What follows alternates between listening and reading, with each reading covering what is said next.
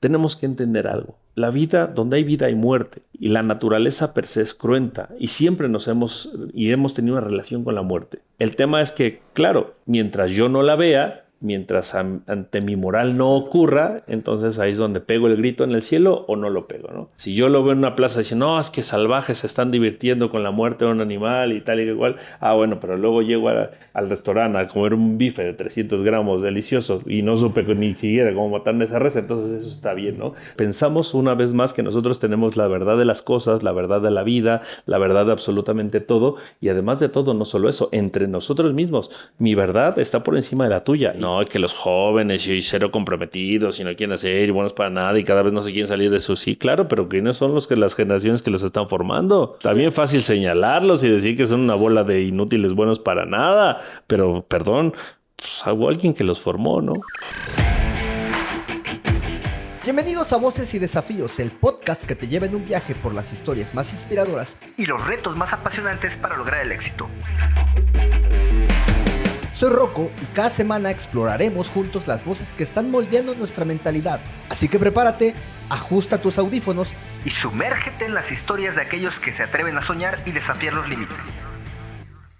Bienvenidos a un episodio más de este podcast, y esta ocasión tenemos el placer, el honor de tener al doctor honoris causa, que es Leopoldo Casasola, quien nos viene a hablar un poquito lo que ha sido su trayectoria y cómo es que ha logrado pues tener éxito en lo que se dedica y otros temitas más que pues hay que platicar y que son interesantes.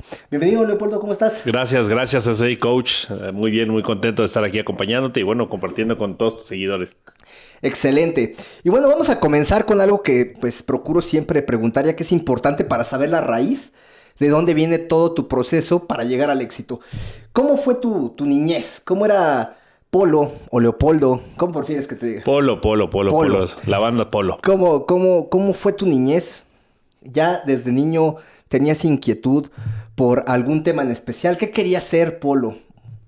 Pues mira, la verdad es que de niño siempre fue un chavito introvertido, ¿no? Mucha gente me decía, güey, pues que desde chavito proyectabas cosas, ¿no? Y la gente te veía. Yo nunca me di cuenta de eso, ¿no? La verdad es que creo que más bien, pues mi desarrollo de la niñez fue muy tranquilo, ¿no? Vengo de bases sólidas, ¿no? Una familia muy unida, ¿no? Padres como siempre, de alguna forma presentes, muy rigurosos en ciertos momentos y creo que pues siempre he dicho, ¿no? Eso me formó como un niño y posteriormente un hombre de bien.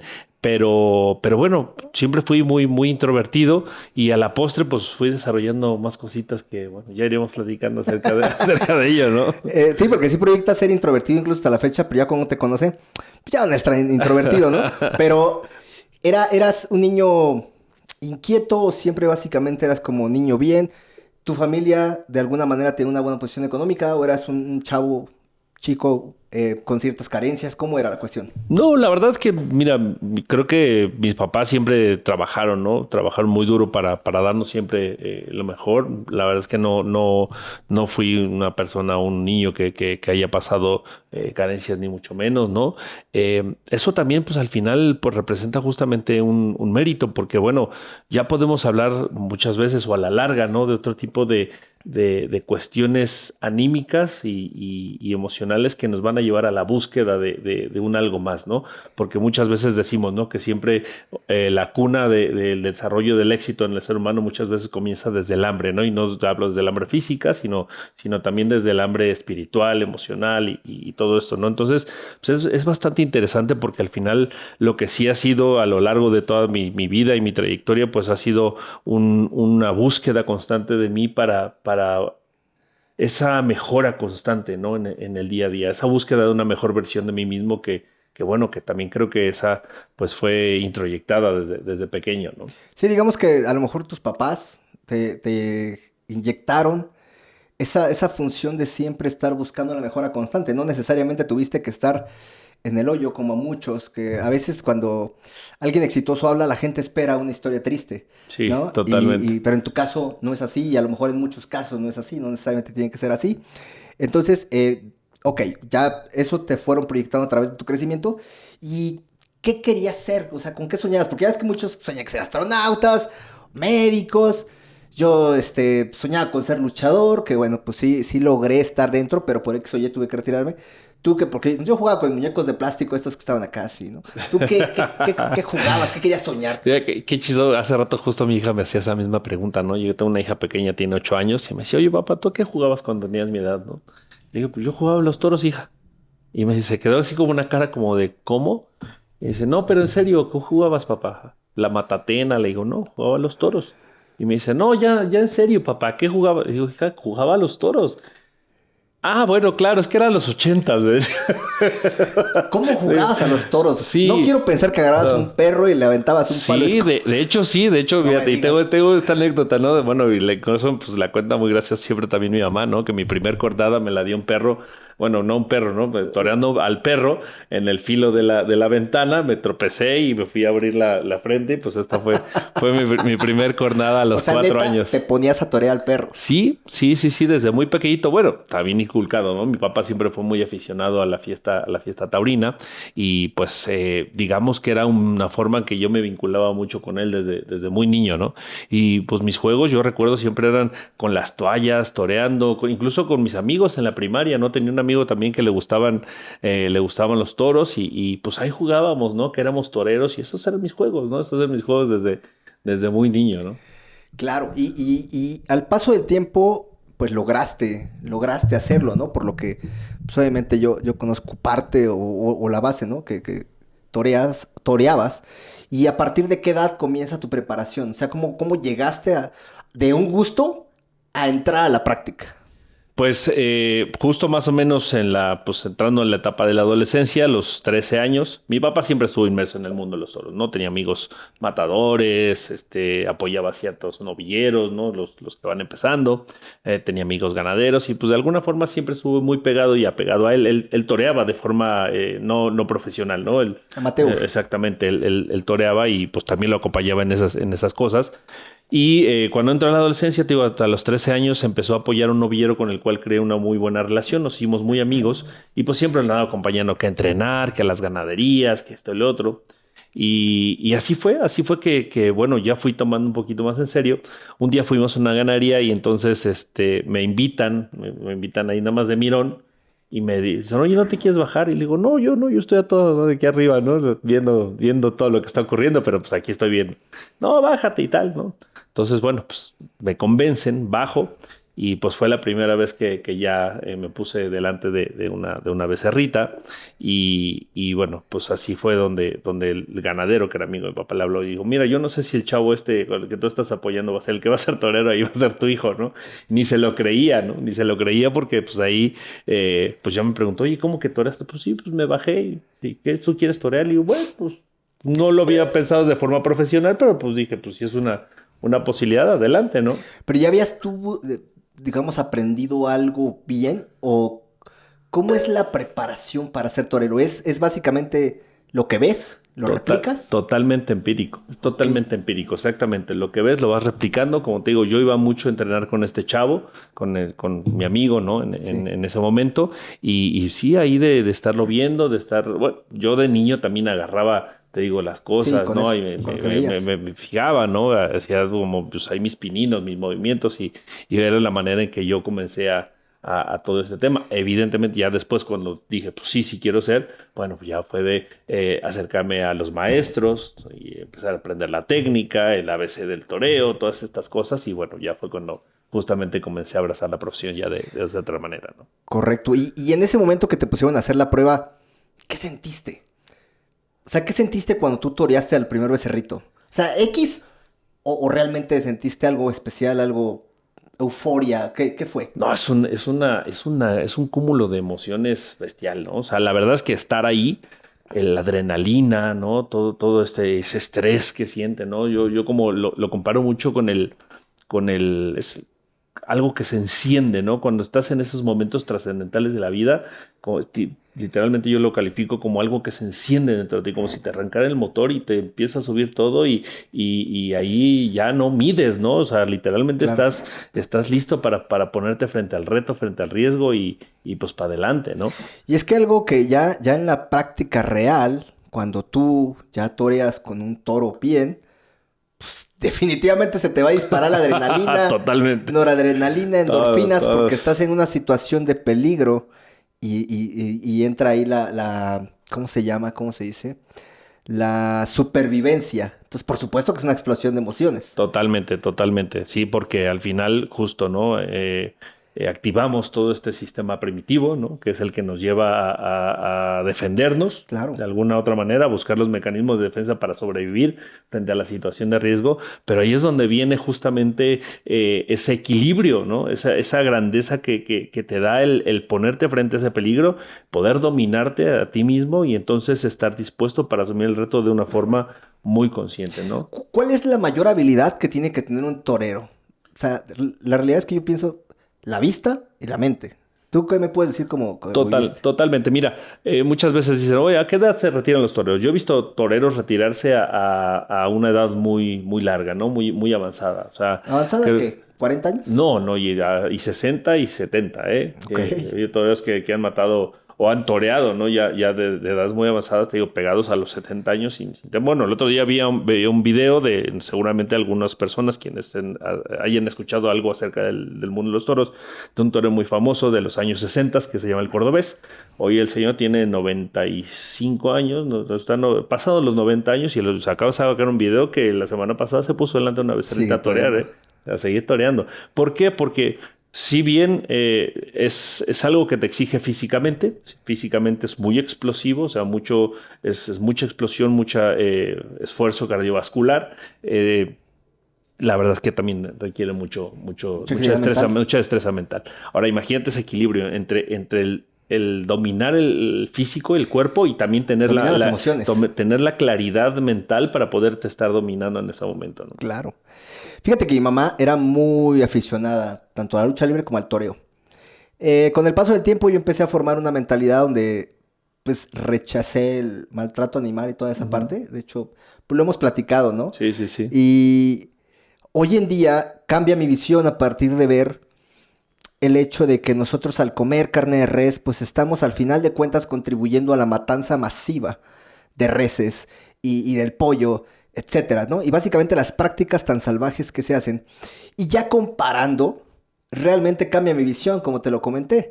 Ya no creo yo que sea tan malo como muchas veces pensamos el hecho de la práctica del toreo. ¿Cómo es la vida de un toro de lidia, se llaman? Sí. ¿Cómo es la vida de un toro de lidia? Que al final de cuentas, pues el torero, pues al final no sé de qué dependa, cómo sea el proceso, cuando ya tienen que matarlo, pero cómo es la vida, cuántos años lleva, por qué razón ya se decide que ese toro debe entrar al ruedo. Bueno, normalmente los únicos que van a la plaza son los machos, ¿no? O sea, es el toro como tal. Lo cual, digamos que lo que se destina a la plaza es un muy bajo porcentaje de lo que es la vida del toro bravo en general en su hábitat, en su ecología, ¿no? Pues realmente el toro que va o la cantidad de toros que van a la plaza pues no representarán el 20% de la población de ganado bravo, sobre todo hablando a nivel nacional, ¿no? O sea, el porcentaje es muy bajo, ¿no? ¿Por qué? Porque detrás de esos 6 toros que salen en una tarde o en una corrida, pues hay un trabajo y hay extensiones inmensas de ganado en el campo que está pues sumamente cuidado, sumamente protegido, que está pues literalmente, ¿no? Bajo unas condiciones excelsas. ¿Por qué? Porque a diferencia de la res de abasto, que es lo que sirve, ¿no? Pues criarla en el menor tiempo posible para sacrificarla y que vaya literalmente al plato, así tal cual. El toro bravo no, el toro bravo se cuida, se gesta. Era una vida de rey. De una forma muy particular, ¿no? ¿Y sabes cómo los eligen para que sea ese porcentaje de que pues, entra al ruedo? ¿O depende de la edad más avanzada? Es la edad, o sea, depende, o sea, se considera la edad de, por ejemplo, ¿no? Digamos, los toreros principiantes son becerristas, ¿no? Son los que torean machos entre el año y los 2 años, ¿no? Becerristas. Luego viene la etapa novilleril, que es aquel que ya sale con el novillo, ¿no? O el toro de 3 años. Y posteriormente viene ya la edad del toro adulto, que es a partir de los 4 años en adelante. Esto que me comentas se dividen así por experiencia. El principiante se le llama principiante torero. Exactamente. Después, como el novato es el novillero. Exactamente. Y ya el torero experimentado es un torero. Es el matador de toros, exactamente, que bueno, ya tiene una carrera construida, ¿no? Se le dio la borla, ¿no? Así se le dice, se le da el nombramiento de matador de toros en una ceremonia muy especial y entonces ahora ya pues estás capacitado para ser un total profesión. No porque los otros no lo sean, pero al final están en esa etapa de crecimiento y desarrollo para convertirse posteriormente en el punto álgido que es matador de toros. Claro, y como decía, pues realmente si nos ponemos a pensar a fondo, generamos mayor muertes de becerros por el consumo excesivo de carne que realmente por la práctica. Y digo, hoy en día ya hay muchísima prohibición. Ya, yo no sé si haya realmente corridas de toros hoy en día. O ya definitivamente fue suspendido en la mayoría de los estados. ¿Qué estados sí todavía lo tienen? Sí, no, creo que en México únicamente hay, si me parece bien, 2 estados que tienen prohibición. Uno es Oaxaca. O sea, la mayoría están y otro es como tal prohibición. Oaxaca y no me acuerdo si Sonora. Okay. Me parece Sonora. Han intentado, ¿no? Han intentado pues que deje de haber corridas en otros estados. Algunos con mayor éxito por ciertos momentos lo han logrado y luego a través de pugnas legales pues se han quitado. En fin, estamos en ese debate, ¿no? Y la verdad es que yo lo entiendo, créeme que lo entiendo, lo respeto mucho. Más allá de entrar en comparativas de que si el toro bravo, que es más cuidado que la res, que después de la muerte. Al final tenemos que entender algo. La vida, donde hay vida hay muerte. Y la naturaleza per se es cruenta y siempre hemos tenido una relación con la muerte. Ahora, el tema es que, claro, ¿no? Mientras yo no la vea, mientras ante mi moral no ocurra, entonces ahí es donde pego el grito en el cielo o no lo pego, ¿no? Si yo lo veo en una plaza diciendo, no, es que salvajes se están divirtiendo con la muerte de un animal y tal y igual, bueno, pero luego llego al restaurante a comer un bife de 300 gramos delicioso y no supe ni siquiera cómo matar esa res, entonces eso está bien, ¿no? Entonces ya entramos en debates morales, claro, en donde pues creo que pues es donde entramos en el sentido de la catástrofe humana, ¿no? Y lo estamos viendo y perdón que lo lleve a este punto, ¿no? Pero hoy lo estamos viviendo en una guerra que puede resultar una de las peores guerras del mundo, que es entre Irán y Israel, y lo que le puede conllevar. Todo lo demás que atrae. No es más que la naturaleza humana de la persecución de mi razón por encima de la tuya y a ver cómo te aplasto y dónde estamos navegando siempre, ¿no? Y sí es cierto, eso digamos que es como análogo lo que sucedió, porque creo que ya resulta que siempre, ¿no? Que era broma, casi. Ya siempre Irán ya no quiere nada de problema, porque al final de cuentas van a entrar otros países en defensa de los dos. Así como no se peleen, pero si se quieren pelear le vamos a entrar todos, ¿no? Claro. Y pasa lo mismo en esta analogía con los animales salvajes. Si tú vas manejando y ves a la orilla de la carretera que un animal se está depredando a otro, y si estás en posibilidades vas a querer salvar al que está siendo depredado, pero eso no está dentro de la naturaleza, no deberías romper esa naturaleza, ¿no? Exacto. Y a veces queremos ayudar, pero en realidad estás perjudicando más al que salvaste, porque ya lo vas a hacer dependiente del ser humano, que es lo que pasa a veces cuando los adoptan, ¿no? Y es lo que comentas tú. Sí, no, y más allá de eso, ¿no? Como en esta soberbia de que nosotros tenemos la potestad de la verdad de la vida. Yo muchas veces le digo, creo que el ser humano es tan soberbio que cree que es el que tiene que cuidar al planeta. No nos preocupemos, el planeta se cuida por sí solo, ¿no? O sea, más allá de transgredir con nuestra conciencia, nuestro pensamiento, nuestra moral, toda esta búsqueda del buen ser humano en el que muchas veces queremos buscarnos o encontrarnos, pues el planeta se va a cuidar por sí solo. Es más, nosotros nos vamos a extinguir y el planeta va a continuar, sin necesidad de nosotros. Entonces, es esa soberbia de en donde pensamos una vez más que nosotros tenemos la verdad de las cosas, la verdad de la vida, la verdad de absolutamente todo, y además de todo, no solo eso, entre nosotros mismos, mi verdad está por encima de la tuya, y ya podemos hablar mucho acerca de eso, claro, acerca de nuestro ego, acerca de cómo nos manejamos y cómo siempre a través de estas posturas buscamos aplastar al otro, ¿no? Mi verdad es la única, la que vale, y entonces la tuya no, y entonces si tú entramos en este nivel de escalada en donde a ver quién tiene más razón que el otro, y si no, pues hasta que nos demos en toda la torre, ¿no? Eso es real. Como dices, el mundo se está cuidando de sí mismo. La prueba es el calor que estamos viviendo ahorita. Pues a ver, me estás perjudicando, pues genero un ambiente no agradable, ¿no? Entonces, tienes Exacto. toda la razón en ese aspecto. Y retomando esa parte cuando tú empiezas ya a torear, ok, pasa esta experiencia donde tienes tu primer encuentro con el becerrito y a partir de ahí ¿cómo empiezas a torear? ¿A qué edad empezaste a torear? A los 14 años, 14 a años los 14 empiezas. empecé a torear, transité toda mi etapa de becerrista y noviero hasta los 18, ¿no? Que ya ¿Hay comienzo una a... edad? ¿O es Como, depende del desempeño? Digamos, como las horas de vuelo es como las horas de toreo. como tal, no hay una edad, pero todo, yo creo que y sobre todo este tipo de actividades, ¿no? Miento, todo lo deportivo, ¿no? Entre más temprano empieces, pues el tiempo de desarrollarte también es menor, Claro. ¿no? Entonces, te repito, no hay una edad, pero sí, si empiezas a edades tempranas, pues la posibilidad de que desarrolles mucho más rápido. Por además otra cosa, ¿no? Nuestra plasticidad neuronal en esa etapa de la vida es muy grande, ¿no? Entonces, la capacidad de que tenemos de absorber cosas mucho más rápido es factible, ¿no? Entonces, por eso pues, siempre es recomendable iniciar este tipo de actividades, sobre todo profesiones, de forma lo más temprana posible. Por eso, incluso desde los sistemas educativos, somos lanzados a que elijamos carreras en una edad donde ni siquiera estamos No capacitados estamos para ello, ¿no? O capacitados. sea, eso de que te tienes que elegir una carrera a los 18 años que sales de la preparatoria perdón que lo diga así, pero pues, para mí me parece es aberrante, ¿no? Si nos vamos al momento de la capacidad que tenemos, donde nuestro córtex prefrontal todavía ni siquiera está desarrollado, nuestras conexiones neuronales están en pleno desarrollo, ¿no? Y que aún no tenemos esa madurez para poder decir y dimensionar. Es más, el adolescente ni siquiera tiene capacidad de ver a futuro 3 días más allá, ¿no? O sea, el adolescente es un presente continuo y le dices, oye, es que ahora tienes que pensar en tu futuro. Te dice, pues, ¿de qué me estás hablando? Por eso viene luego mucha problemática ahí, ¿no? Claro. Y bueno, ese tema de que dices que sí es una etapa muy joven, elegir carrera a los 17, 18 años, es real.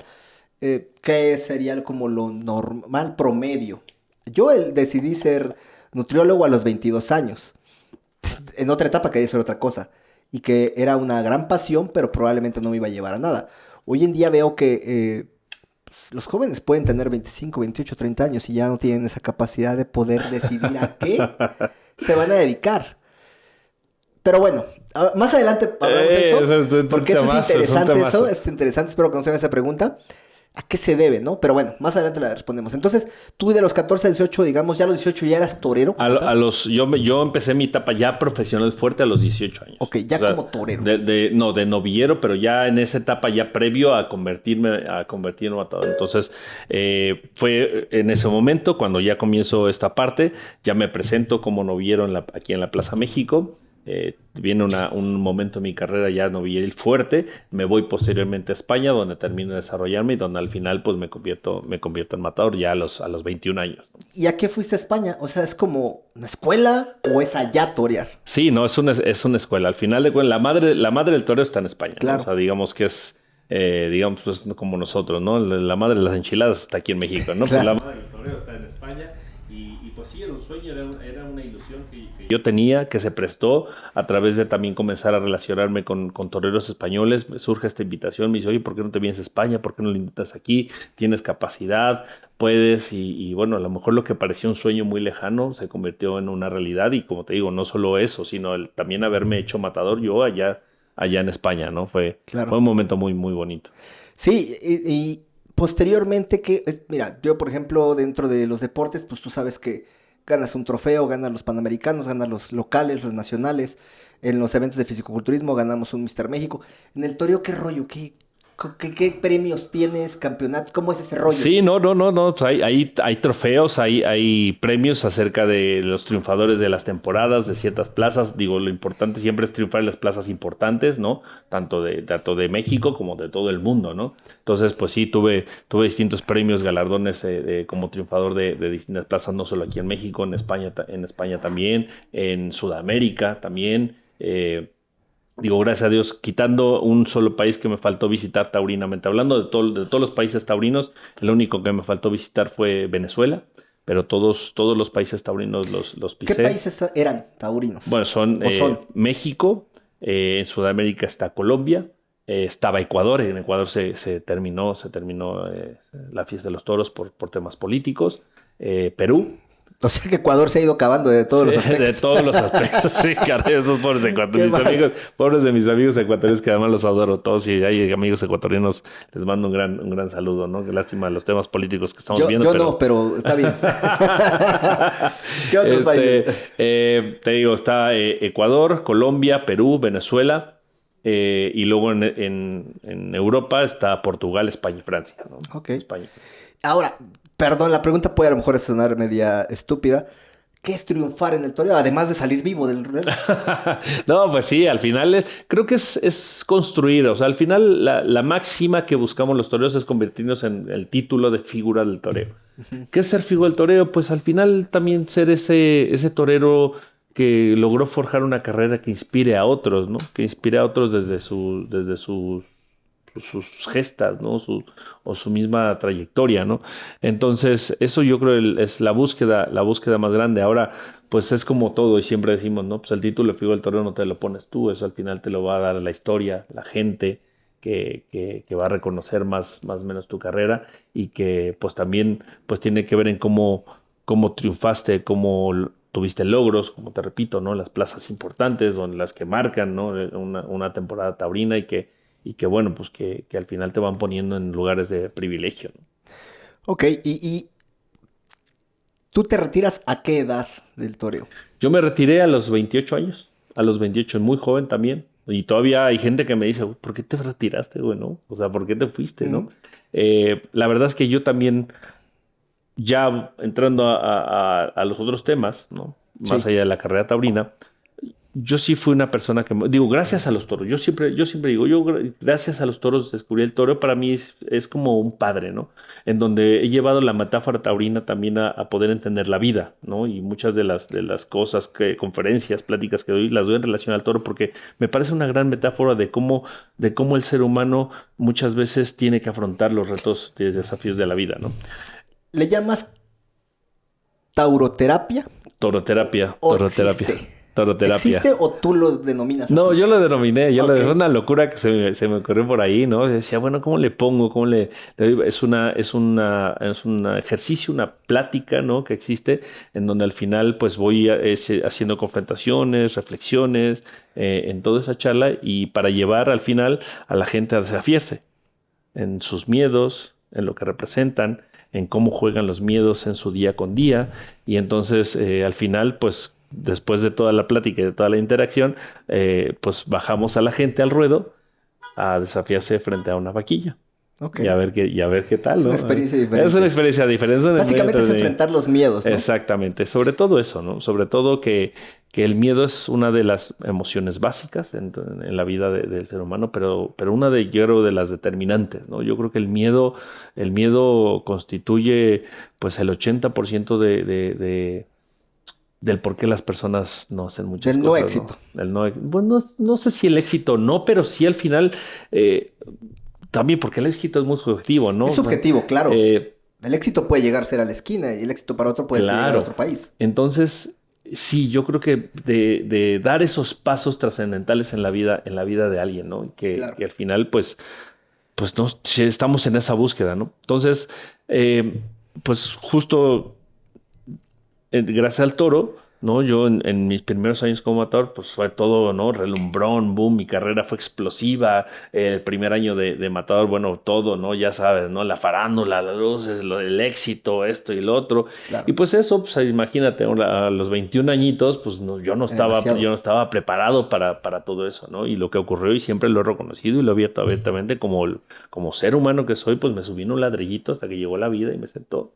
Y me dio un mazazo tremendo en donde tuve que reconfigurarme, rebuscarme, probé todo, probé terapia, chamanes, brujos, todo absolutamente que tuviera que ver con eso para poder salir de donde estaba, ¿no? Entré en un estado depresivo muy fuerte y que pues me llevó a ese camino de la búsqueda, ¿no? De la construcción personal. ¿Por qué llegaste al camino depresivo ahora que lo mencionas? Si técnicamente cuando estás arriba, pues tienes todo. Puedes tener dinero, puedes tener mujeres, puedes tener alcance de muchas otras experiencias que te la dan, ciertos placeres momentáneos que pueden ser pasar momentos con personas o bien ¿Caíste en las drogas alguna vez? No, eso es. La verdad es que creo que eso siempre ha sido sano. Retomando lo que me decías, ¿no? Creo que si bien mi historia no es una historia dramática ni una niñez dramática, lo que sí, y siempre lo voy a reconocer, tuve dos grandes padres que siempre me enseñaron el valor de las cosas. Siempre me enseñaron el valor de las cosas. Y que al final de cuentas, en la vida nada es gratis. Muchas veces hoy tenemos este entendimiento y ya luego si lo hablaremos de la adolescencia lo vamos a ver en cómo hoy como padres pues buscamos sobreproteger a los hijos, ¿no? Entonces, si bien tenía esa accesibilidad a muchas cosas, por no decir que a todo, ¿no? Siempre no era gratis. No era gratis. O sea, la vida, las cosas no son gratis, ni se regalan, ni tiene que haber esfuerzo, tiene que haber sacrificios, tiene que haber ese trabajo constante por el logro y la consecución de las cosas. Y fue algo muy marcado, ¿no? Entonces, dentro de eso, en esa salud, la verdad es que nunca tuve esa necesidad.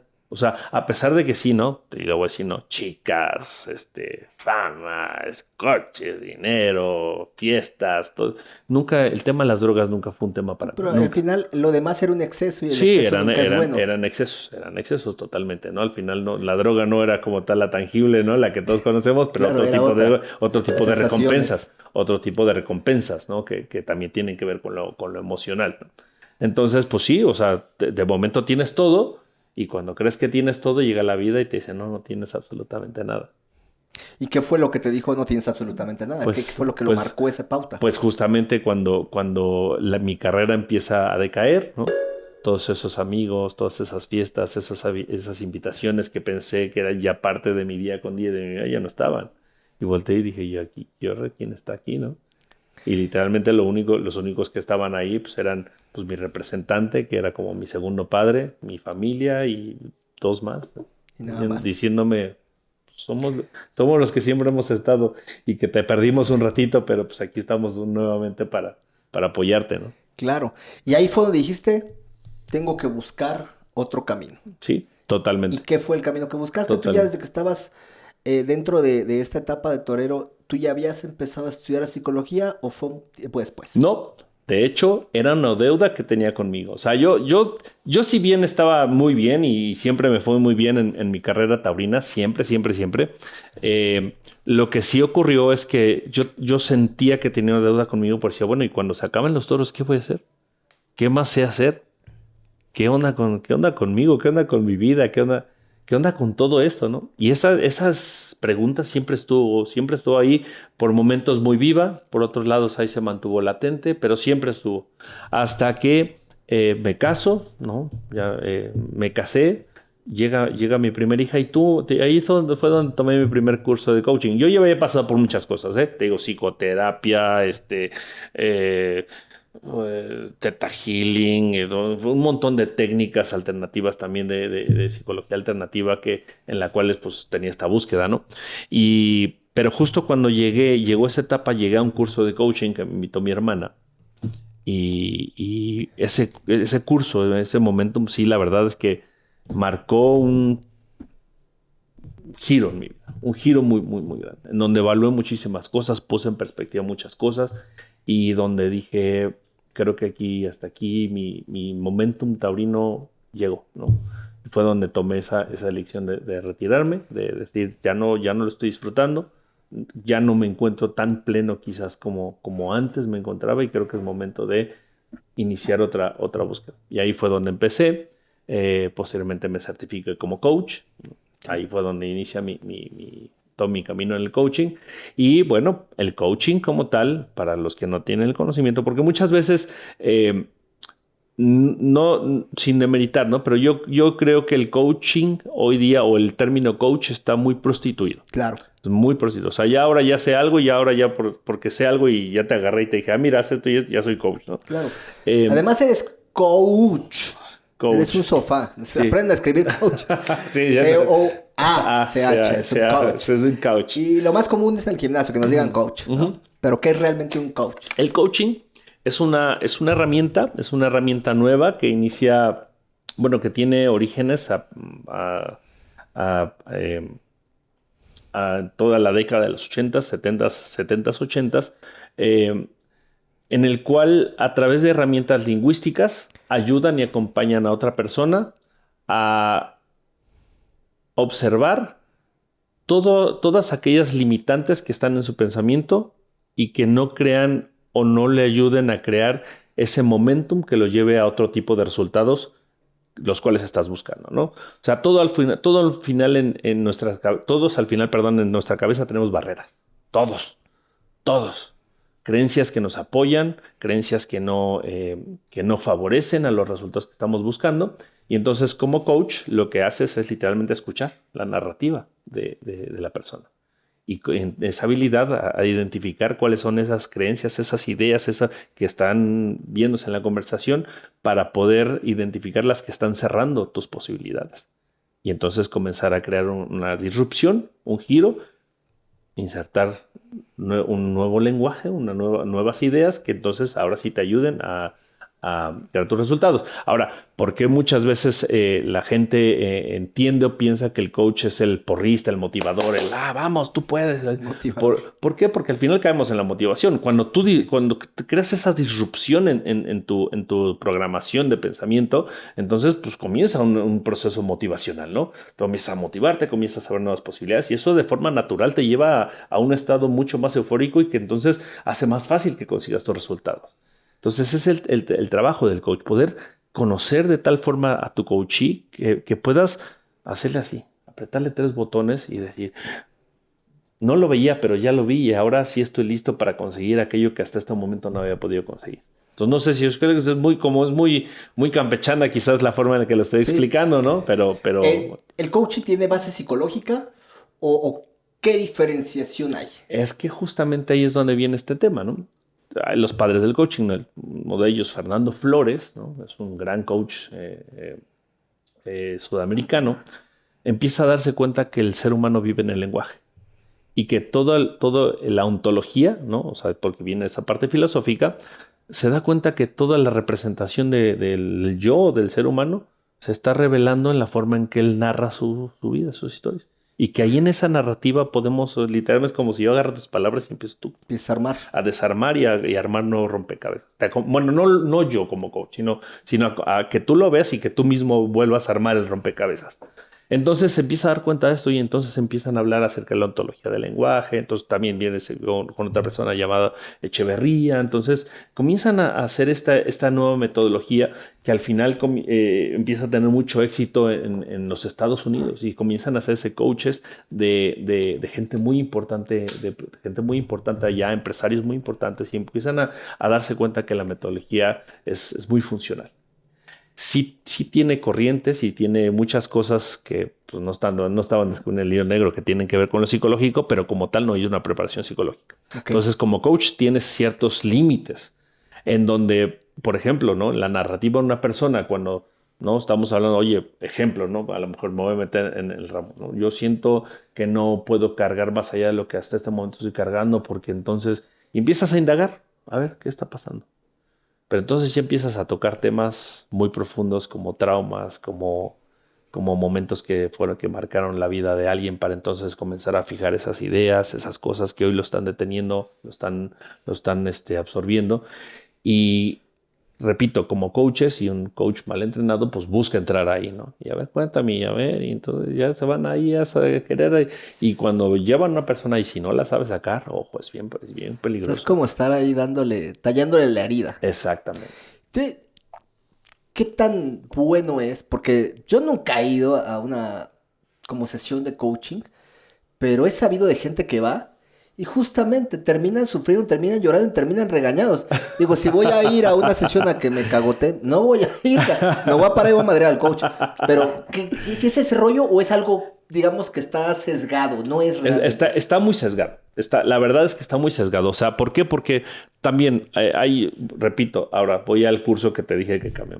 La verdad es que esa metodología como tal, esos entrenamientos de potencial humano, ¿no? Llegaron a México por vía entrenadores argentinos, ¿no? Hacen un boom tremendo por ahí de los finales de los 2000, ¿no? Mediados de los 2000 y tal, y tienen este boom, en donde utilizaban herramientas del coaching muy valiosas, yo te digo, yo lo viví, la verdad es que creó una disrupción en mí, pero también muy coercitivas. O sea, la metodología en sí era muy coercitiva. Y de ahí hubo mucha gente que dijo, ay, pues esto es re fácil. Y ahora yo soy coach también. Y ahora yo te voy a... Y ahora yo... Y pues lo que ha hecho justamente es esta malformación de coaches no preparados o gente que no está preparada para eso. Y pues como dices, ¿no? Más que sentirme apoyado, lo que me siento es regañado, puteado. Y yo lo que quiero es romperte el hocico, ¿no? Claro. Entonces, ya entrando en ese punto, en ese tema, siempre que vayas o busques un proceso de coaching psicológico, terapéutico, como sea, yo sí les insisto mucho, ¿no? Ve, pregúntale las credenciales del profesional que estás. Tú lo sabes, ¿no? Tú en el tema de la nutrición sí, también, en todos ¿no? lados se cuecen habas. Exactamente. O sea, es lo mismo. Todo el mundo se cree coach por haber tomado un fin de semana. Exactamente. Y que eso pues crea mucho daño, porque al final de cuentas yo para mí, ¿no? Por eso yo también después de certificarme como coach dije, no, pues aquí tengo unos límites tremendos, quiero seguir aprendiendo y quiero ir más profundo, y por eso me fui a estudiar la licenciatura en psicología y luego la maestría y bla. ¿Por qué? Porque pues para mí la vida de un ser humano es invaluable, ¿no? Y que una persona llegue con esa confianza y te diga, la pongo en tus manos, ¿qué hago? ¿Cómo le hago? ¿No? Y todo eso, pues lo menos que se merece es un gran profesional de este lado de la silla para acompañarlo al lugar donde él quiere ir, ¿no? Claro. Y donde no todo mundo ni todo profesional tiene la ética ni la conciencia para convertirse en ese profesional que ayuda a las personas, ¿no?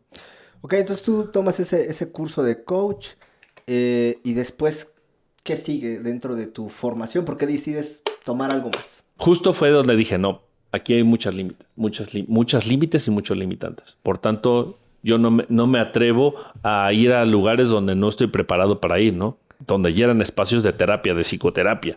Okay. Y como coaching llegaba, pero pues ya entrando a temas, ¿no? Mucho más rudos, más profundos, dije, no, pues esto ya es de psicoterapia. Entonces, o mejor te refiero con un psicoterapeuta o mejor me preparo. Entonces decidí. Es lo ideal siempre. Yo creo que si sabes que no está dentro de tus habilidades, dentro de tu conocimiento, es mejor referir, ¿no? Totalmente. Y creo que en muchas áreas, y sobre todo pasa en lo que ahorita mencionaste, en el fitness, en la nutrición, hay gente que no está capacitada para ir más allá y a fuerza se mete a farmacología, se meten a otros temas.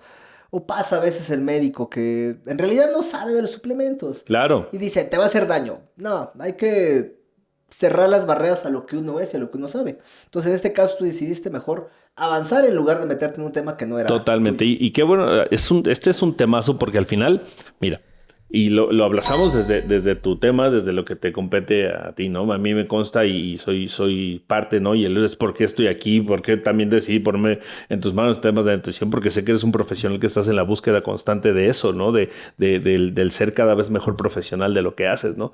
No todo el mundo tiene esa conciencia. No todo el mundo tiene esa noción de personalidad. Y como dices, ¿no? Ya te agarran y, no, sí, haz esto y lo otro. Yo la verdad es que también lo he vivido, ¿no? Y pues sí, o sea, tiene que ver con eso de decir, bueno, pues voy a buscar algo más. Quiero conocer algo más. Quiero... repito, convertirme en esa mejor versión de mí mismo que entonces sí esté capacitado para apoyar a alguien desde otro lugar. O si no, como dices, tener esa ética y decir, no, yo hasta aquí llegué y mejor, mira, ve con esta persona que si tú quieres algo más, pues él seguro sí te va a ayudar porque él sí tiene el conocimiento. Porque vamos a retomar ese tema de lo que hablábamos. Conscientemente tenemos que reconocer que como humanos tenemos muchos sesgos y no todos lo sabemos y no todos lo conocemos. Pero nos las damos de, no, yo lo sé todo, yo puedo todo, yo quiero entrarle a todo. Y al final no sabemos y somos conscientes, repito, del daño que podemos causar a otros a través de esa postura, ¿no? Es que la ignorancia es bendita. Totalmente. O sea, siempre que seamos ignorantes pensamos que es fácil algo. Y entonces lo hacemos. O sea, a mí pasaba dentro de la lucha libre, pues hacemos y deshacemos y madrazo tras madrazo y caes a 4 metros de altura. Ya después, cuando estudio la anatomía, la biomecánica, digo, el ser humano no está diseñado para esas caídas. Sin embargo, te adaptas. Claro. Pero en ese momento yo me aventaba sin pensar en que podía morir incluso. Hoy en día es diferente la concepción porque ya hay un conocimiento. Claro. Entonces, por eso la ignorancia es bendita. Entonces hay que analizar bien antes de dar un paso porque puede dar consecuencias. Ese hecho Claro. de abordar un tema que no te corresponde y recomendarle algo a alguien que no va a ser lo adecuado y le vas a generar un daño, no debería de ser. Sí, no debería ser, sin embargo es. Sin embargo es. En esta concepción, repito, que tenemos en esta gran soberbia de creer que somos expertos y capaces y aptos para todo. Decía Sócrates, ¿no? Yo solo sé que no sé nada. Y para mí ha sido la postura que más me ha favorecido, creo, en esa búsqueda. ¿Por qué? Porque eso es lo que me ha dado más hambre de aprender, Claro. de seguir conociendo, de seguir preparándome, de seguir en ese camino, ese trayecto que se vuelve todavía más fascinante, ¿no? Y no quedarme solo en lo que ya sé, y eso funciona. Muchos grandes profesionales hasta llegan en esa soberbia de yo ya lo sé, yo ya tengo la verdad absoluta, yo ya esto no es y no hagas eso porque te hace daño. ¿Cómo sabes que te hace daño si ni siquiera te has adentrado en conocerla a fondo, ¿no? Claro. Entonces, si es esa parte, eso es muy delicada, ¿no? Y justo por eso tú comienzas a prepararte adicional. ¿Ya después estudias una licenciatura o qué sigue? Sí, la licenciatura En psicología. en psicología y luego pues ya comencé con el tema de las maestrías, las especialidades, como fue en el coaching. En el coaching me certifiqué como coach y tomé especialidades de coaching, ¿no? Uh-huh. Y posteriormente con la licenciatura de psicología y posteriormente también especialidades, ¿no? Especialidades en psicoterapia psicoanalítica. Ahora pues también estoy tomando otra especialidad con respecto a psicoterapia especializada en adolescentes, en fin, ¿no? Cada ramo, cada cosa, pues tiene esa parte, ¿no? De poder adentrarte cada vez más y más y más y más para poder, pues, hablar de temas, o así que con tal conocimiento y conciencia de ello, ¿no? Claro. Y te preguntaba antes de comenzar la entrevista ya como tal, ¿cómo es que se logra un doctorado honoris causa? Uh-huh. ¿Cómo es que logra Polo tener un doctorado honoris causa? Bueno, el doctorado honoris causa como tal no es un grado académico, ¿no? Es un grado de honor, como lo dice en su nombre, doctorado honoris causa. ¿Por qué? Porque creas movimientos sociales importantes. O sea, haces investigación, ¿no? Labor social, aportas a la ciencia, aportas a muchos sectores, y entonces hay instituciones e instancias, ¿no? Que académicas, sí, que avaladas por muchos grados y todas estas cosas, que dicen, bueno, pues dado todo el aporte que has hecho, dado todo el trabajo, ¿no? Lo que has significado para ciertas causas y todo eso, pues bueno, se te da el grado de doctor honoris causa de este ramo, ¿no? En el caso, pues lo mío, que es la psicología, en ese caso, pues me gusta trabajar mucho y aportar mucho, sobre todo para los adolescentes. Creo que hay un trabajo tremendo que hacen los adolescentes, pero no son los adolescentes, en los papás de los adolescentes, que es donde viene el tema, ¿no? Que a veces como padres culpan a los hijos, pero al final de cuentas es el reflejo de los papás. No, al final... Y digo, todo el entorno que envuelve, ¿no? Porque sí. A veces tú puedes educarlo bien, pero si él se mete en un ambiente que no es el correcto, al final de cuentas termina envuelto, pero también tiene que ver porque lo descuidaste, tal vez. Claro. No, o sea, no se va a meter porque lo educaste bien, ¿eh? Eso que... Y más allá de ponerle juicio, ¿no? Bien o mal, al final tenemos que ser claros. Y esto es en el ámbito del coaching, al final todos son resultados. Y los resultados siempre nos van a decir algo. Claro. Ni bien ni mal, simplemente es el resultado, ¿no? O sea, más allá de entrar en evaluaciones y juicios, vamos a saber que un resultado nos va a hablar y nos va a dar información de todo lo que has hecho para llegar al punto donde llegaste, ¿no? Entonces, eso es súper, súper valioso y evidente, y que muchas veces efectivamente, ¿no? Los chavos, no, que los jóvenes y cero comprometidos y no quieren hacer y buenos para nada y cada vez no se quieren salir de eso. Sí, claro, pero ¿quiénes son las generaciones que los están formando? Está bien fácil señalarlos y decir que son una bola de inútiles buenos para nada, pero perdón, pues hubo alguien que los formó, ¿no? Pero siempre es más fácil señalar afuera que voltear el foquito, claro, y decir, creo que aquí hay cosas que tenemos que hacer distintas, ¿no? Y justamente lo que estábamos viendo yo, que te quería hacer esa pregunta, ¿no? De la formación, de como dices, todavía no se tiene la objetividad de evaluar qué quieres a una edad de 17, 18 años que entras a la universidad. Te digo, yo decidí a los 22 años qué quería hacer. Bien, yo pensé que a los 15, 16, 17 años yo ya sabía que quería, que era ser luchador profesional, pero después me doy cuenta que de mi pasión no iba a vivir. Claro que sí se puede, pero en el caso mío fue una cuestión ya fisiológica que me detuvo a seguir con ese sueño. Entonces volteo a ver mi vida y digo, creo que me gusta la nutrición, quiero ser nutriólogo y quiero ser el mejor nutriólogo, ¿no? Que estamos en el proceso, ¿no? Pero ya fue a una edad mayor. ¿A qué le atribuyes tú, hablando de esta parte, que más o menos me estás diciendo, pero quiero corroborarlo, que el hecho de que los muchachos ya tengan 28 años, 30 años, y de todas maneras no sepan qué van a hacer con su vida? Porque pudieron haber estudiado 3 carreras, pero no les gustan. Claro, mira, es que para entender el aspecto psicológico también tenemos que entender el aspecto sociocultural. La sociedad y la cultura también forman la psique, o son parte de las formadoras de la psique del ser humano. Anteriormente, a los 18 años, ya literalmente lo voy a decir así tal cual, puedo decir... Libre. Ya tienes peleas en la coliseo de mi abuelita, ¿no? Y a trabajar, mijo, y a casarse y a hacer la vida. Órale, claro. ¿no? No había, o sea, la adolescencia como tal es un término nuevo. Es un término del siglo pasado para acá. O sea, te estamos hablando que el estudio de la adolescencia como tal es algo nuevo, que también nos ha servido para justificar otras cosas y que tienen principios científicos que nos van a avalar por qué no.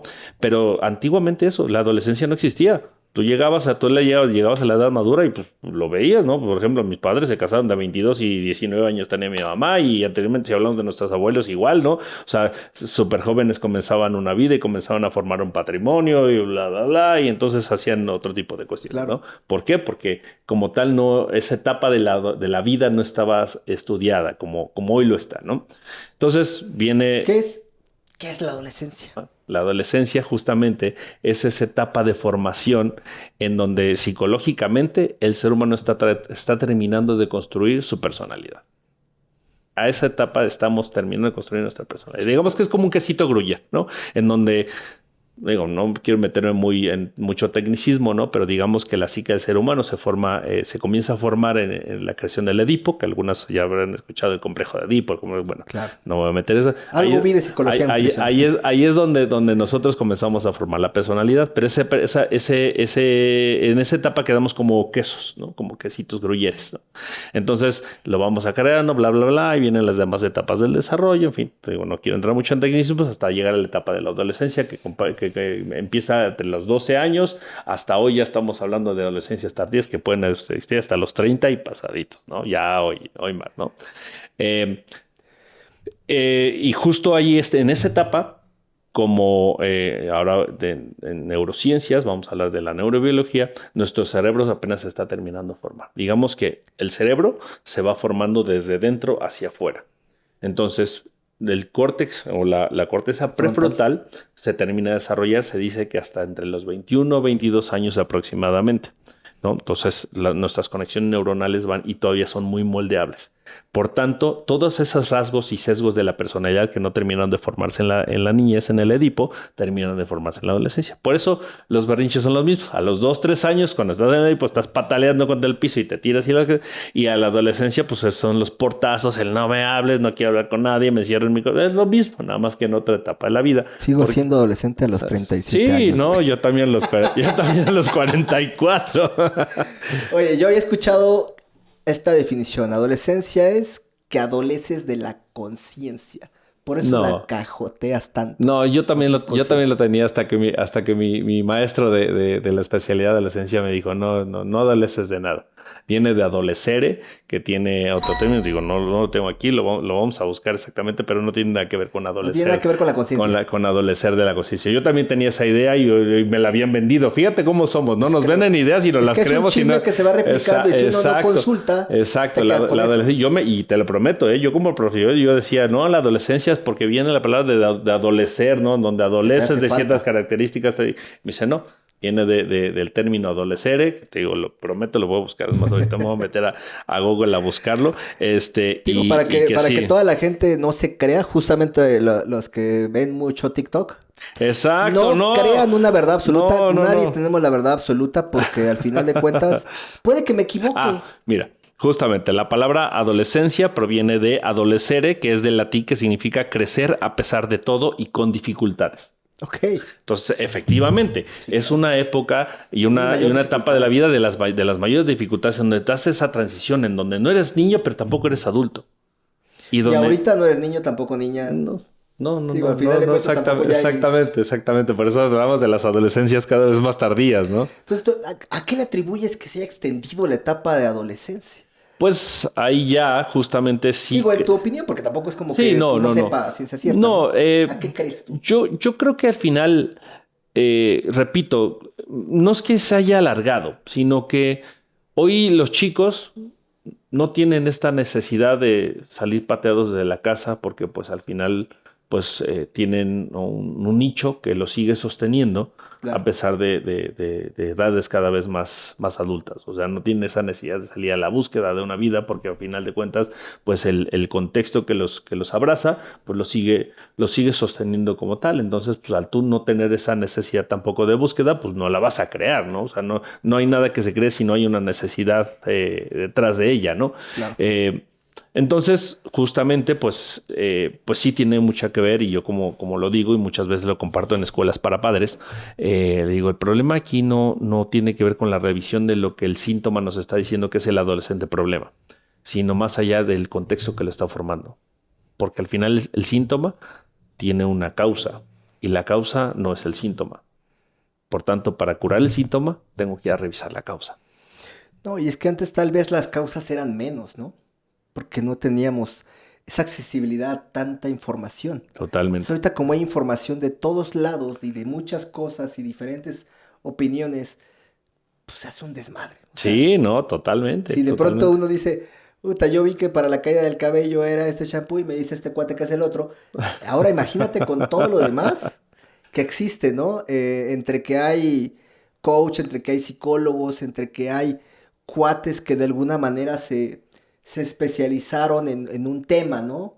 Por ejemplo, que ahorita que en las redes sociales está muy la cuestión de el tema de las mujeres, que si los hombres, digo, no vamos a entrar en detalles a que no terminemos funados, pero al final de cuentas son diferentes opiniones que pues, terminan confundiendo el cerebro de los jóvenes y de algunos adultos también. No, lo que pasa es que yo creo que más allá de eso es el enaltecer y activar nuestro pensamiento crítico. No nos están enseñando a pensar. Nos están enseñando a tragarnos todo lo que vemos. Nos están enseñando a comprar absolutamente todo lo que ocurre en un Facebook, en un TikTok, en un Instagram y todo eso en donde no cuestionamos. Simplemente creemos y eso se vuelve... Y entonces al final ya, yo el otro día lo cuestionaba. O sea, ¿realmente estás pensando? ¿O quien está pensando por ti es un algoritmo? Porque al final, todo aquello en lo que pues, el algoritmo ya te cachó, te va a estar apareciendo. Y eso se va a convertir en tu realidad. Y eso se va a volver tu sistema de pensamiento en donde tú ya no cuestionas. Simplemente le das vida a tener razón, porque eso es algo de lo que los seres humanos somos adictos, a tener razón de aquello que estás pensando. Claro. Y no nos damos cuenta que nosotros somos los creadores de la historia. Es como si tú tuvieras el libro de tu vida en tus manos y tiene páginas en blanco. Y tú tienes esa potestad de escribir y lo has escrito absolutamente todo, pero te la pasas señalando de que no es él, es él, es él, es él. O sea, todo mundo tiene ese poder de escritura en tu libro sin darte cuenta que el que tiene la pluma en la mano eres tú. Claro. Y no llegamos a ese nivel de cuestionamiento en decir, bueno, ¿qué es lo que realmente es verdad? ¿Qué es lo que realmente es fáctico?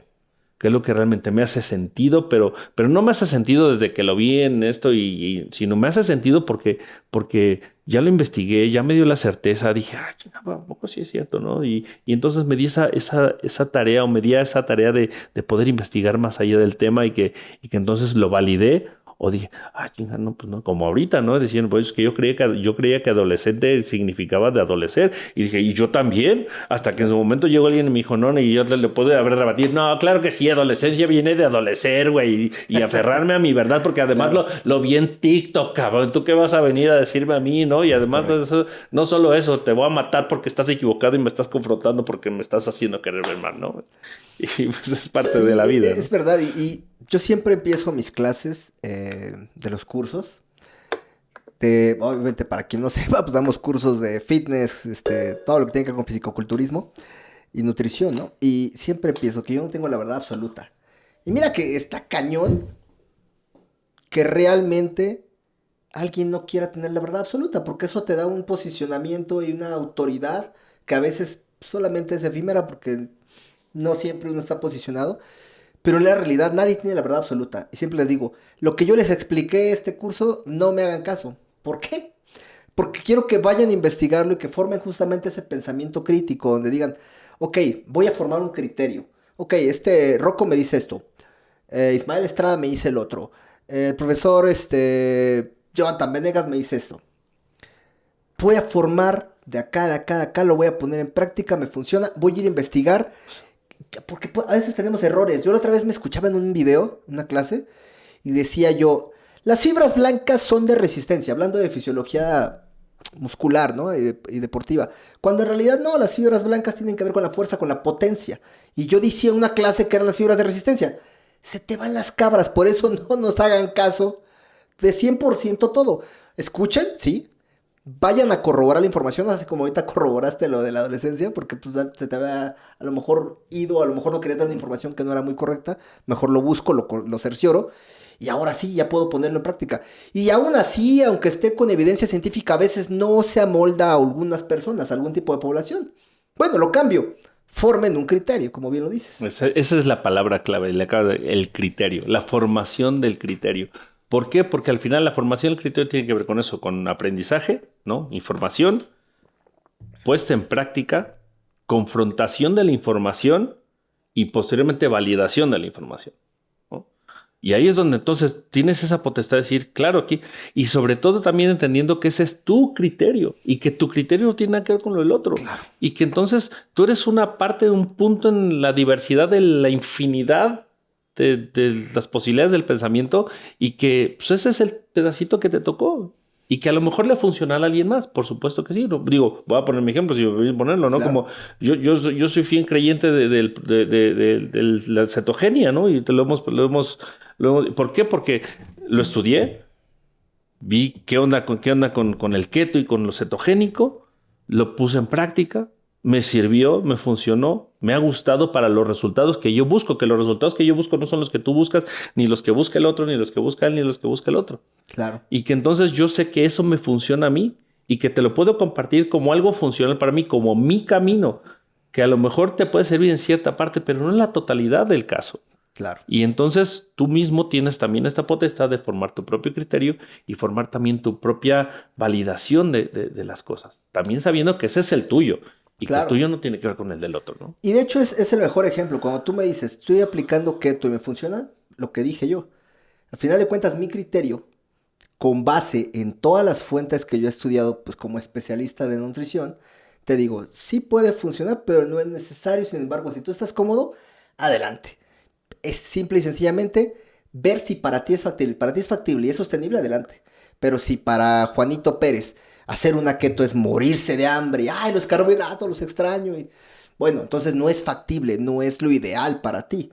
Efectivamente, pues tiene que ver con el criterio que formaste a partir de diferentes autores, diferente información, y eso es lo que tú vas a expresar después de reunir todas esas conclusiones. Vas a sacar la tuya. Total. Pero si solamente te tragas lo que escuchas de un autor, tampoco es bueno solamente un autor. No. Porque al final de cuentas también no tiene la verdad. Pues muchos autores, incluso hablando del mismo punto, se contradicen. Claro.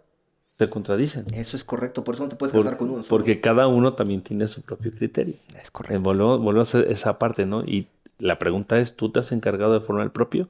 ¿O simplemente te has encargado de creer y comerte todo lo que has visto, lo que has escuchado, lo que has leído, sin ponerlo en práctica, ni siquiera darle tu propio sentido?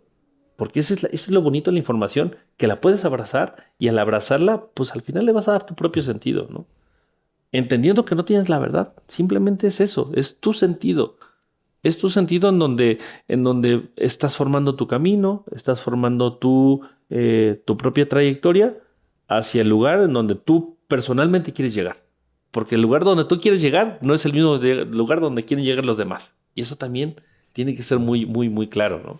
Eso es totalmente correcto. Y bueno, tú, digo, esos temas de psicología